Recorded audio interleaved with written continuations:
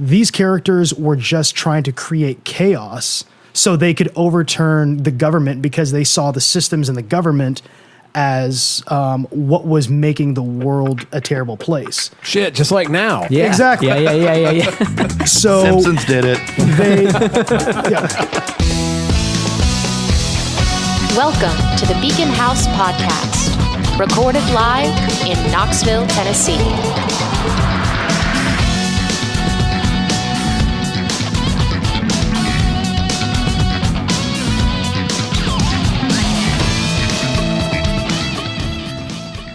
And that's why I think Jesse's Girl is the weirdest song to request when you're the third wheel. Oh. What is the story there?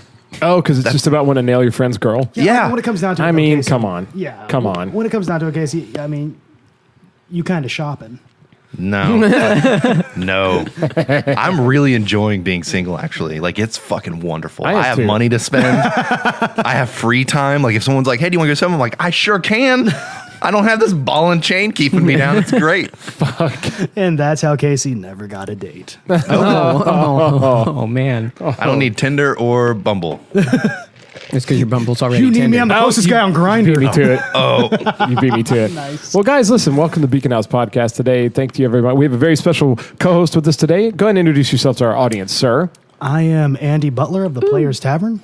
Oh, you sexy bastard. Well, thank you, sir. He does. He has a sweet benediction My in his Filipino voice. thunder. I need all of you to just picture what you think the voice coming out of this body is, and then turn it up to 11, and you're probably right. Well, if you ask... For everybody, I'm not going to stop the podcast at all. I'm not going to stop the podcast at all. But You were comprised to fail, Hunter. just so everybody knows what happened just now. As soon as Hunter said he want turn it up to 11, he knocked over his Monster energy drink, his bright green Monster energy drink, and it went all over like the cords and the wires and everything. I'm not stopping at all. No. Oh, God. Oh, God. Where did that change? Something even worse. Apparently, Hunter's one of these people that actually keeps change in his wallet. Oh, I don't have a coin purse. That's do you have a? That's terrible. Why is it still coming out? Can everybody hear this? I'm turning the mics So up. much. turning There's the so mics. much stuff. Oh, my God. I'm turning the mics up. You guys hear? That's real change rolling around. In. Why do you have so much change? We had a new table installed, and we've had it for like an hour. Brand new table. Everything about you is just failing. Someone needs to take that Here. prize away from Khloe Kardashian and give it to you. Hey, man, she failed upward. She's rich. That's not a compliment. Anyway, so we're gonna keep going here, I mean, you guys. and she's like Here. Kanye's sister-in-law. Who gives a shit? We're now operating window cleaner on the table. Hunter, please don't turn it up to 11 anymore. We've had enough of your version of 11. Okay, You messy bastard. He did knock it over with his dick, if that means anything. that's Thank true. you, Andy. That's true. The one bit of recovery I have from the smoke. He knocked it over with his thesaurus. Everybody gets one. Everybody gets 100. Yeah, everybody gets one. All right. Well, anyway, Andy, as you were saying, you're also a member of the Players Tavern. You guys may remember. Remember, if you've he's been the founder of the founder. the Players. founder of Players Founder of Tavern. the Players Tavern. We've had someone from the Players Tavern on before. Shout out Grant. If you guys have been listening, you'll remember Oh, him. sweet, sweet baby Grant. Sweet baby Grant has been on several times, and now the founder of the Players Tavern, Andy. What is going on, my friend? We've known each other for a long time, dude. How are you doing? I'm doing quite well. Working 6 days a week, but that's not stopping me. Awesome. And what? Tell us what's going on, man. Well, where to begin? Let's see. Tavern's going well. Right now, we are on a bit of a hiatus just due to technical difficulties with the editing, but hopefully within the next month, we'll be able to just start dumping out episodes. Do we think it's going to be that soon now? Say what? We think it'll be that soon? Yeah, once we get, we need to finish up a few of the recording sessions and a few other of the play sessions out this and next month. But by the end of next month, we should be able to start releasing again. Awesome. Nice. Yeah, those of you, because we haven't talked about it in a while. It's going to yeah, for those anybody of you that haven't who listened. hasn't been listening, if you're just tuning in, explain what the Players Tavern is. It is another podcast. Oh yeah, basically. So it is another podcast. What it actually started off as was, actually, Hunter, you were there for it. You were actually there for the very first session. Hunter and I started watching a movie, Knights of Badassdom. Peter Dinklage. We're going to take it all the way back. We're taking it all the way back. Shit. Yeah, we're going to give some. We're going to build some lore here. But we watched Knights of Badassdom, and then my roommate at the time, Patrick Sweezy, Shout out, Sweeze. love you, Sweezy. What up? He said it reminded him of another movie that he saw, which was The Gamer's Dorkness Rising. God bless that movie and its fans. I definitely do want to give a shout out to them. I'm pretty sure it was written and directed by Matt Vancel. Stars Brian Lewis, Christian Doyle, Carol Roscoe, Scott C. Brown, and Nathan Rice.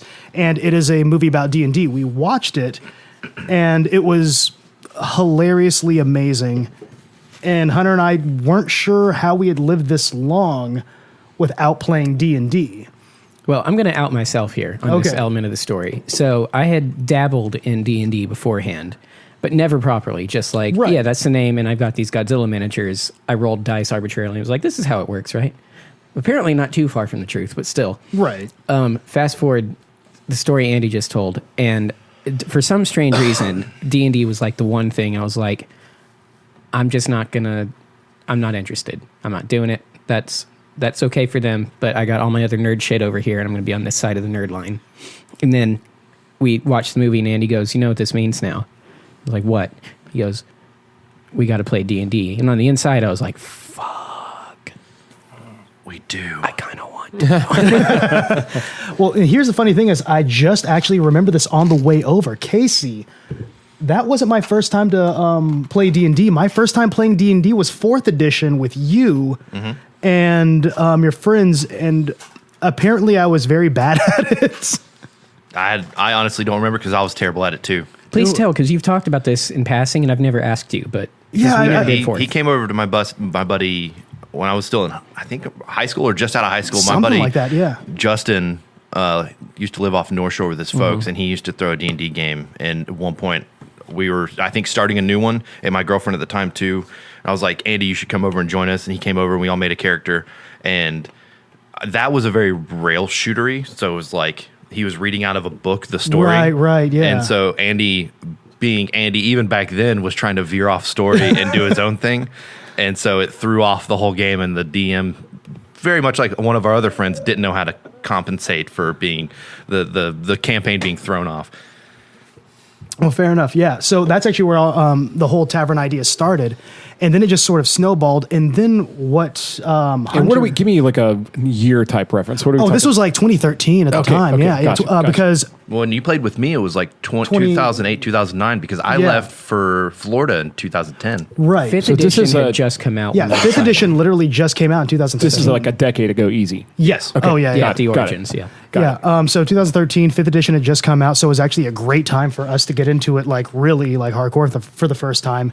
And they were just throwing out the Shout out Landon. Yeah, shout out to Landon. He was our first DM. We started playing the game, and then he had to move away, so I had to step up and start DMing. And we realized how much fun this was, and everybody that came over enjoyed playing it. And it was less about the joy of it is community storytelling. Building these characters, making these decisions, and creating a narrative with 5 to 6 people at a table together. Nobody just in charge of everything, everybody actually contributing. But it was more than that for us because we actually just enjoyed hanging out with one another, cooking food, drinking wine, and just enjoying one another's company while playing this game. And that's where the idea of the tavern actually started, was this is a chance because life's already so just goddamn stressful.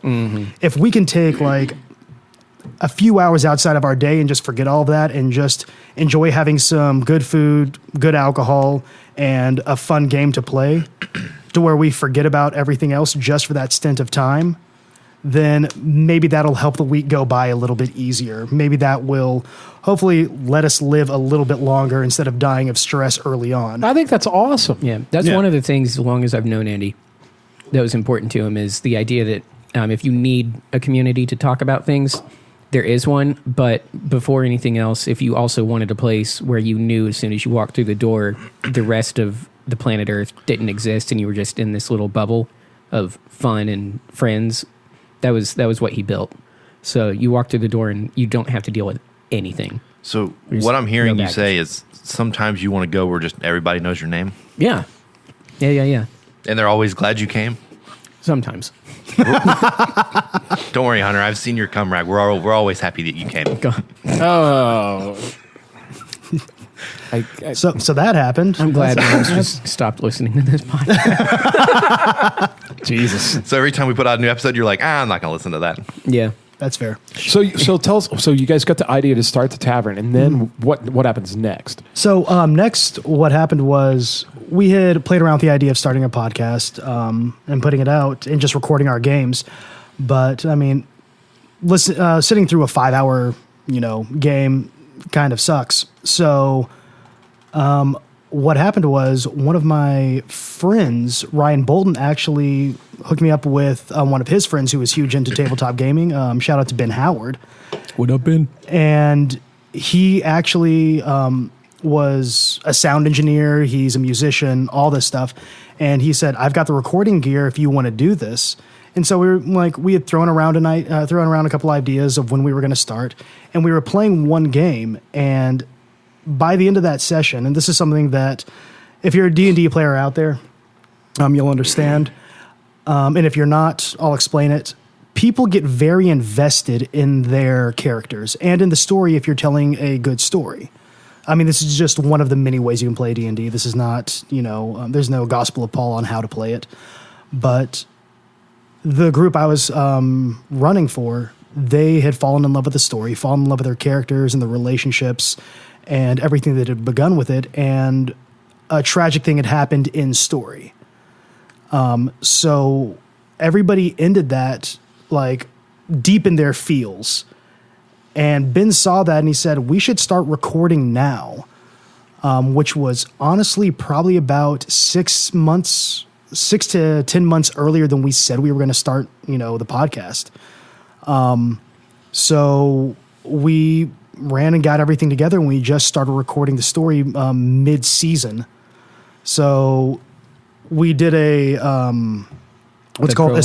did a prologue summary of everything that had happened up until then. And the episodes that have been released is everything after that. So a lot of listeners definitely listen to the prologue first if you're going to. For sure. Because that's going to set up everything for the story, because if you don't, nothing's going to make sense. I did not realize that. I knew that you picked up in the middle. Yeah. It was a weird spot to pick up, and it works. Again, I've listened to the episodes that are out. If you guys haven't, they're like an hour and 20 minutes long. You can find it at the playerstavern.com. Yeah. But they do a really good job. You don't feel like you've started in the middle of anything. It's very James Bond that way. Just like, the shit's hit the fan and there are these cool people and now we're on a story. It's great. Yeah. But I had always wondered, and I just didn't ask you, I guess, why. So that's interesting. It was Julianus, I guess, the thing. Yeah, Josh O'Brien's character. Because that's heavy. Yeah. That's smart on Ben's part. Yeah, she had been kidnapped by slavers, and she was a 14-year-old girl. So it was pretty heavy. And he had been playing that character for upwards to a year and a half, something like that. So he was very, very tied to that character, and so were all the other players. They loved it. And so, yeah. It's like taking your favorite TV show and the characters you fall in love with, except multiplying that by, 10. And also having like some control over what exactly happens, what happens awesome. to them, making decisions for them. So, and as somebody who loves video games, I can totally relate to the escape that D&D gives people to go into a different world and be someone different for a little while. Yeah, totally. It's wonderful. Wonderful feeling. Definitely a good stress reliever. Definitely makes you not want to go psychotic and go postal on, people. So. Right. Yeah, you do it to innocent villagers in your head. Yeah. Murder, hoboism. And we give a shout out too. One of our bandmates in the band that Hunter and I are in, Dylan, is also really into D&D. Oh yeah, and regular DM. And I know that you guys talked about it. Did you guys ever play together? We haven't yet. He's salty with me over that. I'm sorry, Dylan. What we should do is we should actually set up a game, like just a quick one shot or something like that. That'd be pretty dope. And we need Spencer to play. Jesus! I wouldn't even know where to begin. That's the thing. You'd be great. Yeah, no, that's the thing. And it's amazing whenever you start becoming a part of this community. you find out so many more people play. Stephen Colbert plays. Joe Magliano plays. Vin Diesel plays. Dude, so many people play. So many. I didn't even know. Like I said, I'm starting to get in bands with people that are like, yeah, I've got a D&D game. And I was like, no shit, Hunter does that. Right. And blah, blah, blah. I never played, but I know tons and tons of cool people that play it. Believe it or not, even our band name, which we've officially revealed, the band name is Burn the City. That even came from a discussion between you and your wife. About D&D. About a game that you guys had played. And they said that they were, spoiler, for everybody who thinks we named it after Game of Thrones. We fucking didn't. No. But like she was talking about something and we were struggling with band names. We had a whole shitload of terrible ones and just nothing that sounded catchy right off the tongue. And Libby was talking about they were coming upon a city and nobody needed anything from the city and it was full of what? I think orcs or something. And she goes, well, let's just burn the city. And literally when she said that, I was like, that's the name. That's awesome. That's the band name. So even our band name comes from D&D. And I will say, I'm working on a video for you guys for your Facebook page. Spoiler. Now, I've collected all the footage. I think I'm going to collect more this Wednesday. Mm-hmm. However, I'm not using any of that footage now. I'm just going to do a 5-minute loop of Daenerys Targaryen burning down King's Landing over awesome. and over and over again. Just her flying over it, burning, and then showing her face looking all evil, and then just recut and then do that same thing. Don't monetize the video and we'll get away with it. And every now and then, like in sparkly letters over the sky, would be like, burn the city. Burn the city. You know, you like could, glitter letters. You could do that, or you could go slam your sack at a door and shut the fuck up. All right.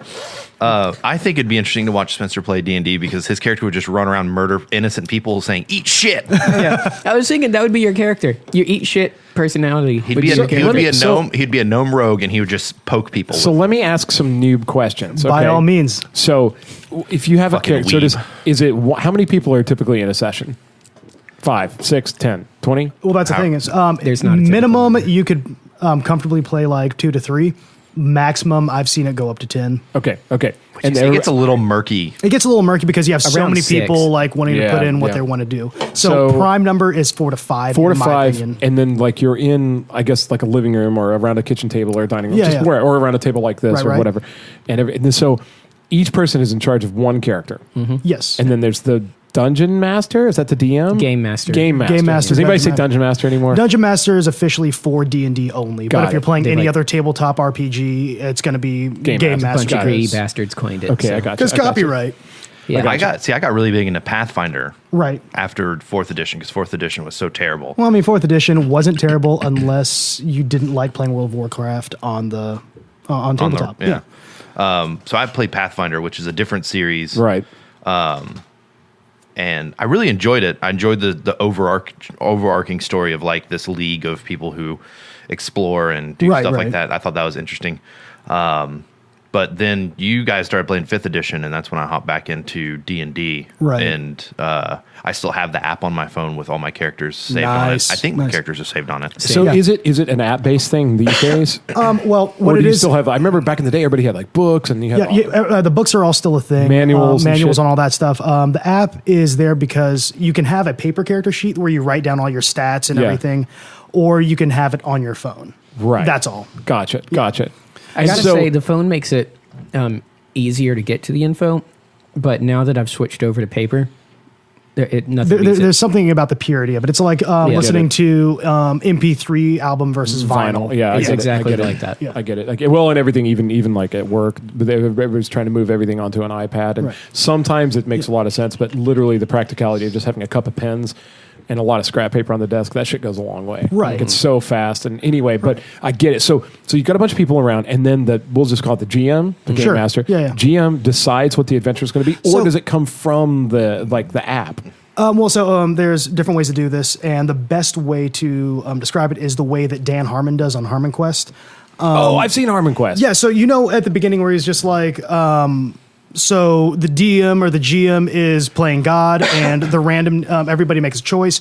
Those choices are determined by randomness of whether or not you fail or succeed on the dice roll. Yeah, that's how basically it works. Now, as far as the story goes, you can go buy a book because there are pre-generated stories that you can follow, or you can make it up as you go along. Which do you like? Me personally, I like to make up the story just because that's something that I've always been passionate about since I was a kid. Was writing stories and all that kind of stuff. Got it. So do you have? Can you give us an example example of a particular one you came up with that was just like maybe one of your favorites or something that you put the Hunter, like you put him through some shit or like he did. Yeah, you gave me a one-off to justify the evil campaign. Yeah, but that's Hunter centric. But like Andy's a treasure trove of story.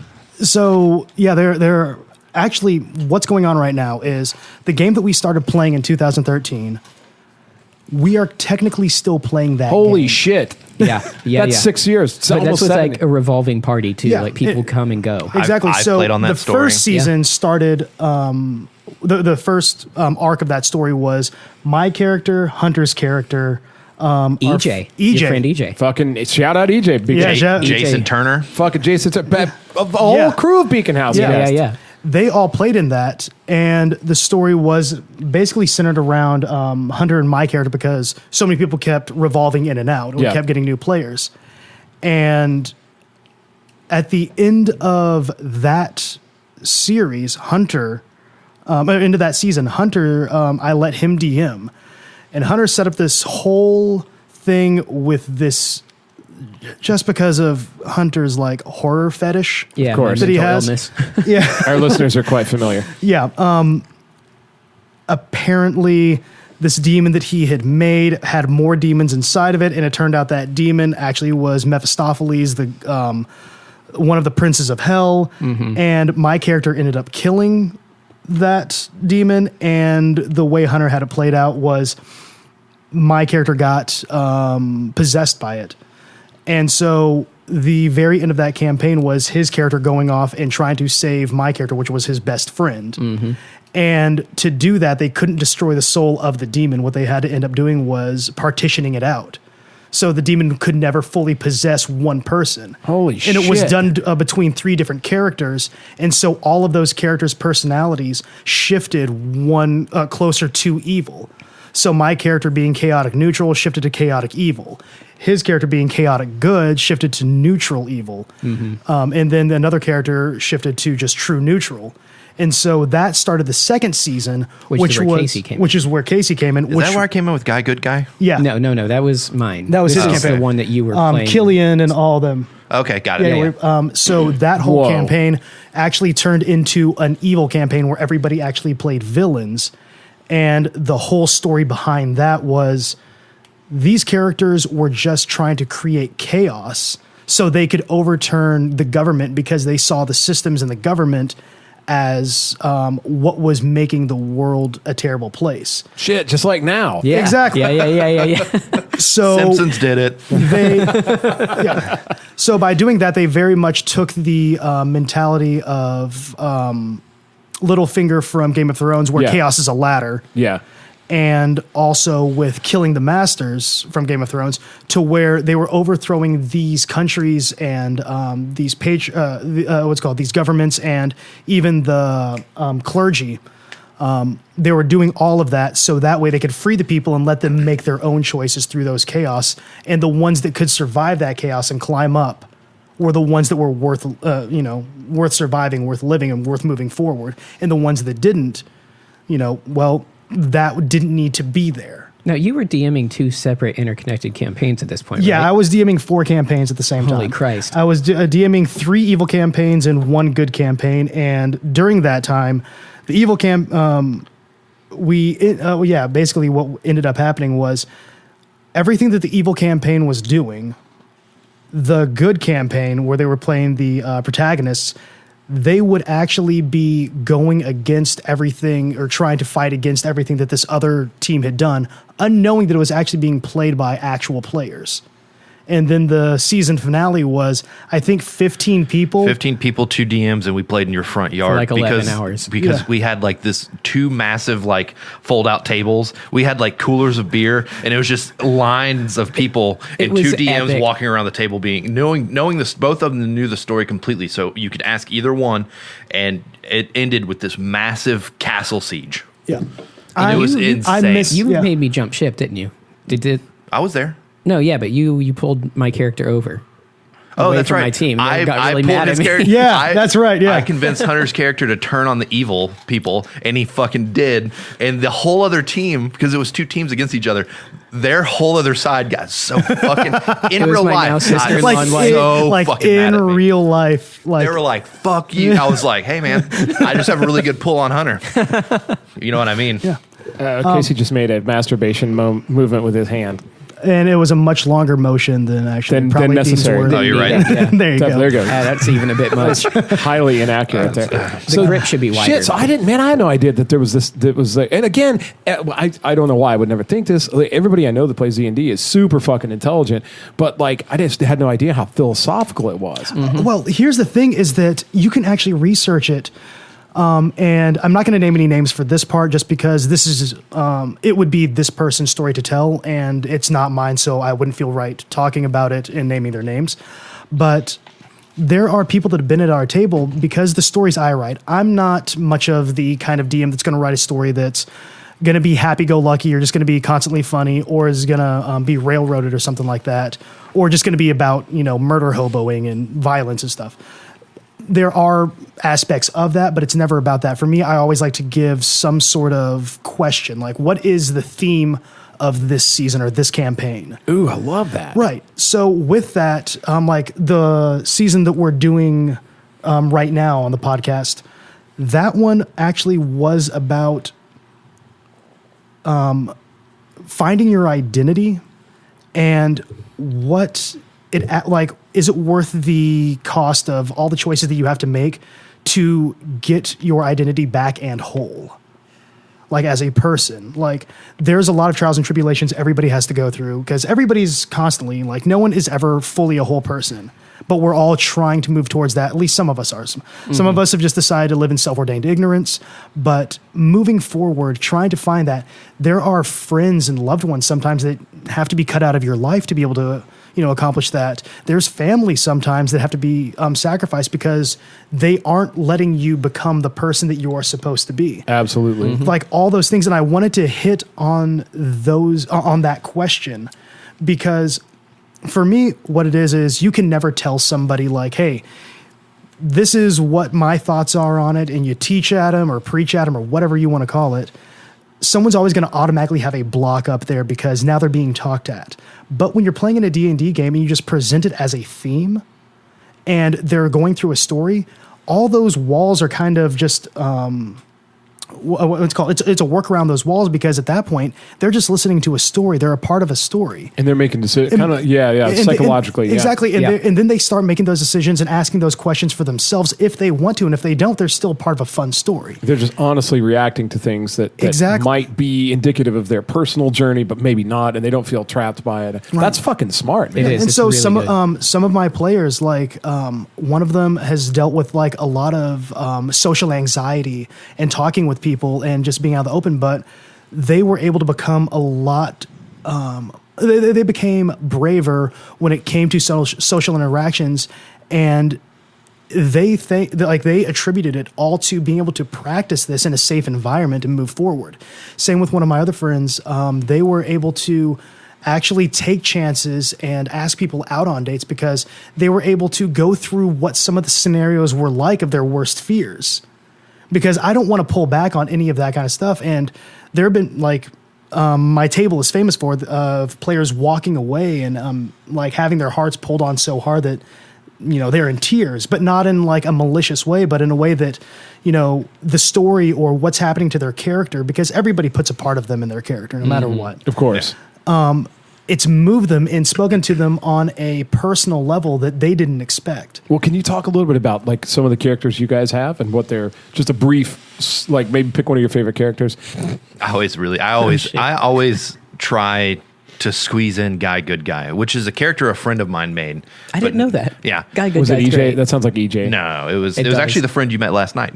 Oh, okay. My buddy Trey. Yeah. And basically, the way you picture Guy Good Guy is Stephen Colbert in a paladin's armor outfit, and he just walks around. He's not really good, but he just likes to act like he's good, and he just really is more of a think for himselfer.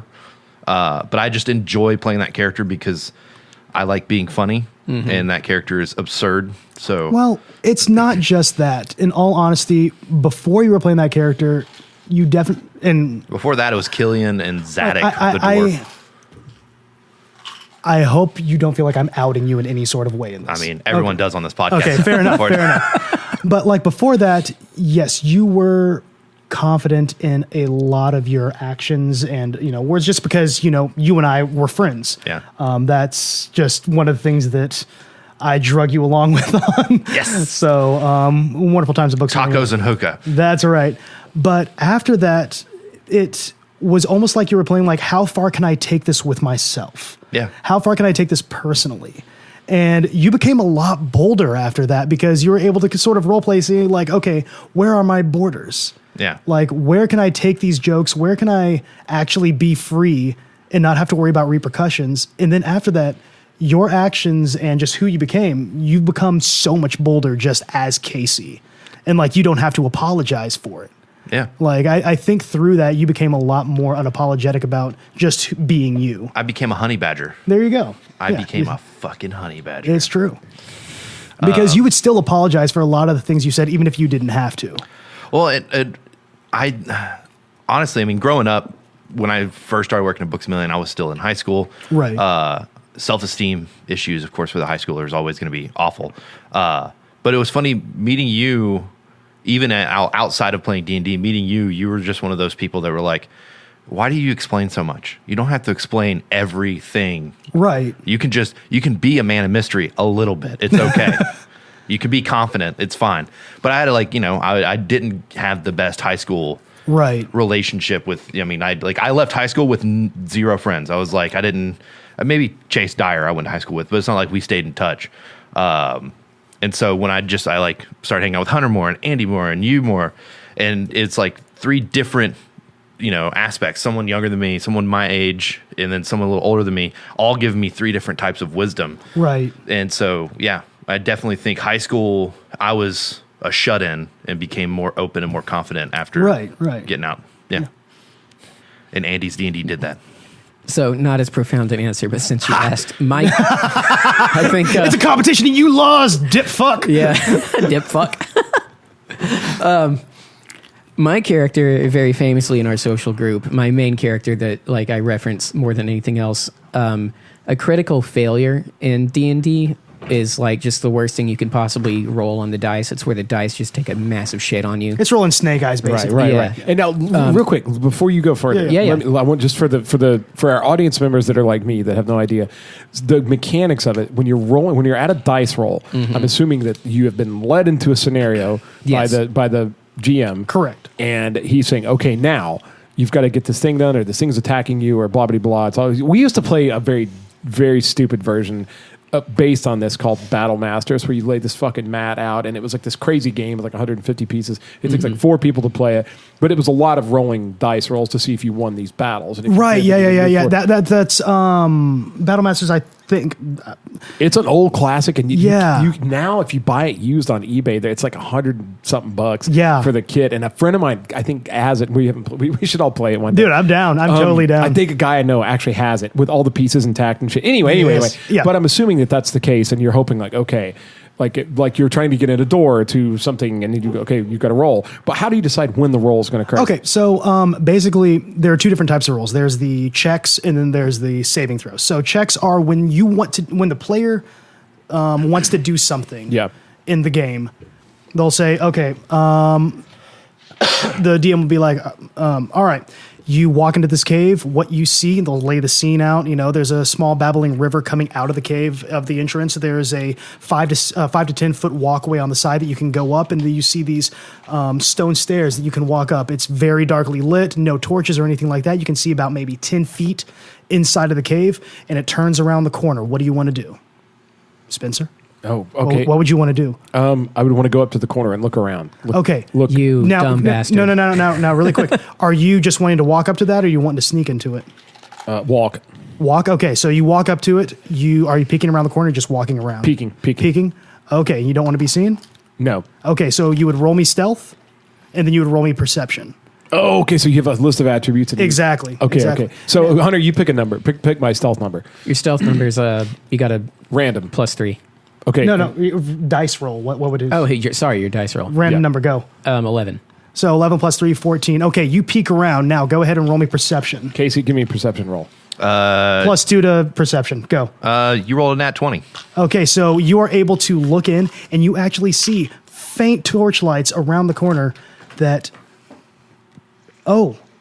there are 3 goblins up there. You just made all this up. Yeah, You literally, just right. because of the rolls and everything, you just totally. There's 3 goblins up there, probably about 100 yards away. You see an incline going up to it, probably about, you're looking at maybe 50-foot incline of stone stairs, like just natural made, that you would follow up there. Yeah. Yeah. Oh, this is awesome. Okay, Yeah. so here, the nat 20 you got is the boss roll that you always, that's the one that you pray It's an for. automatic success, It's no the matter highest number what. that you can get. So Okay. auto success. So Back- now, what if somebody does just like a shit roll? So this is the thing. that just gives you license to with my fuck 'em, character, like, Yeah. the character that I'm famous for in our group, Yeah. I'm with you in this adventure that we just went on. And you get to the corner and you relay all this info through sign language to me, and you're like, come on, dude, I'm playing this elf named Detska, this dark elf. Nat 1. 9 times out of 10, I roll and get a nat 1, which is now referred to as a nat Detska. So that means you did all that hard work like a fucking boss, and then I slip on a pebble and go tumbling into the ravine or whatever, you and there's sneeze. water, and all these goblins turn around like, what the fuck was that? And the first thing they see is you, because I'm underwater drowning, and you're just right there. And then I would say, yeah. I see. It's amazing. Yeah. Amazing. I love And it. so that's the thing, like, it is very intimidating and daunting for new players to come into D&D just because there's so many numbers. There's such a history and culture behind it. I mean, it's kind of like somebody that has never played sports, never been into sports, looking at Fantasy League. You know, it's just kind of like, I have no idea. Like, And how do people come up with their characters? Like, what's to stop a guy from just giving his characters like +10 on everything? You have to roll for your numbers. Yeah. And the one thing I love about D&D, And the is- dice is the great equalizer. Exactly. That's- It's the randomness of life of what fucking happens. great. It's Yeah. so great, dude. I love this. It's so heady. and the thing I love about D&D is that it doesn't have to be fantasy based. Like usually when I do D&D campaigns, like when I run them, I love sci-fi horror. Yeah. And so that's my wheelhouse. Whenever So I do for one, you like roll the dice and you're like, I still like sci-fi. well, yeah, exactly. Nat 1, still like sci-fi. Sorry. But the great thing, like whenever I play, I only usually just do D20s. Like with Andy's campaign, you have a sheet of paper, you have all these stats, you have multiple dice. For me, I like simplicity because I don't like to keep track of all those numbers. So I just 1D20, and I don't really have their characters be anything, and I just put them like on an abandoned spaceship with monsters, and I go, there you go, good luck. Now, if I may, And my story is very hollow, and the characters make up the story as they go. Yeah. because Casey's So selling, there's- you're selling yourself short. The most recent one we did, in a nutshell, myself and Libby and Grant and Alicia from our social group. Well, that one was more steampunky Stargate, but Well, yeah. but even just to like relay what your stuff is like, we walked through basically a Stargate, a portal, and on the other side we're in this big ass cavern. There's giant skeletons everywhere, and then there's this giant like T-Rex dragon looking thing trying to eat us. Just all of a sudden, we get out somehow and escape, and what we run into is this ragtag group of like rebel soldiers, but they're all like bears. They're like Animals, foxes, Like, rabbits, they're yeah. like humanoids. anthropomorphic creatures. Okay, gotcha. in Island of hoods. Dr. Moreau shit. Yeah, Yeah. Gotcha. exactly. With like these steampunk rifles and shit, and they're like, "You're the hope of the universe," and then we, ended. So Yeah. Okay. And the elves were like almost like Nazi Germany. They were Yeah, like yeah. overly advanced and just wiping out the entire continent, taking it over, and Just giant genocide because- they are in yeah. giant starships. Oh, shit. Flying over and just Mm-hmm. annihilating these people because they didn't share the technology with them, and were just wiping them out so that Right. it only could be for elves. And we showed up, and it was like the last time someone came through, they helped us. You have to help us. Right. And so I put them in the situation of you can help them, or you can just go on your own. It's completely up to you. yeah, Nice. Far out. But I enjoy storytelling so much that I always wish characters avoid combat. And so like whenever Right. and like I'm like every time I'm DMing, I'm like, all right, what do you do? And they're like, I want to fight. And I'm like, you don't. don't do it. Don't do it. Here's the thing, and this is what a lot of people don't understand about just tabletop RPGs is that D&D, I mean, that's one system. He's talking about Freescape, that's another one. It's, you can make your game whatever you want it to be.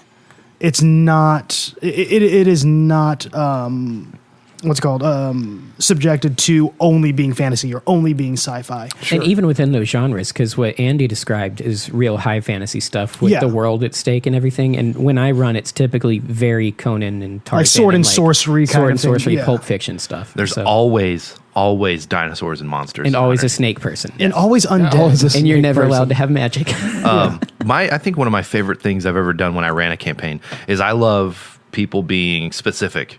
And so like I did a sci-fi campaign. The person was on a spaceship and they were being chased by something they couldn't figure out what it was. And they're like, all right, I come up to this door.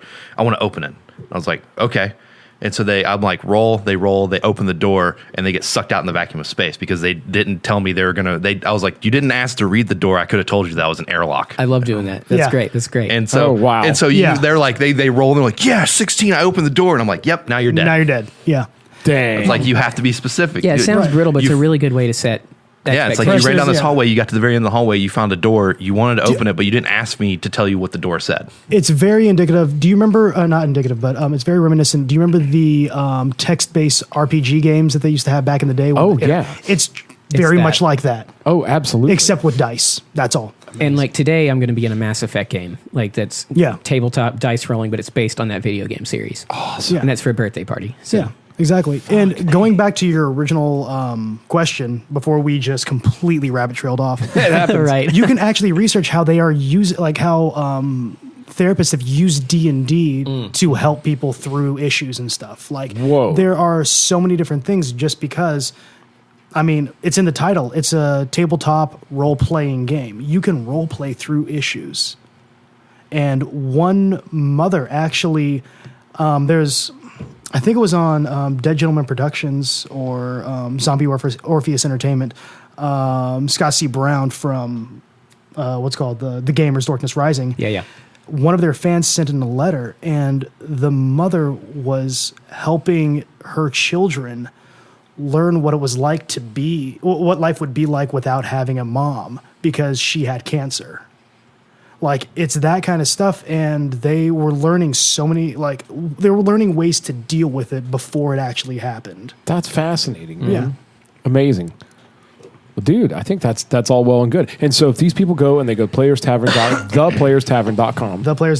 thePlayersTavern.com, they can listen to some of these things live. Yes. And they can see it. Dude, Well, it's not live. We have them pre-recorded because we have to go in and edit them down Right, to right. probably usually between an hour and a half to 2 hours maximum. Got Just it. because we don't want people to have to sit through, Of course, 5 of course. hours where, like, a bunch of it is just us rolling, doing math, and all that kind of got stuff. it. And Well, Ben- that's the same way with this podcast. We edit, Right. we edit the dry spots out. Whatever. Ben but- does a good job with it, though. You don't lose the gameplay. But you There's do. the dice But you hitting. are hearing it being played live. Exactly, That's You the are, Same. but same. he cuts out all the fat. It's all narrative and Dude, that's all awesome. the important shit. Only. Awesome. Well, Yeah. dude, I want to listen to some of them, dude. Like, I listened to one before after Grant was here, but I only got about halfway through, and then I got busy because my life is a turd, Yeah, no, Like, it's a thing. Fucking, but I want to go back and check it out. I encourage please do, listeners please do. also to go check it out, and maybe check out get involved in a tabletop RPG.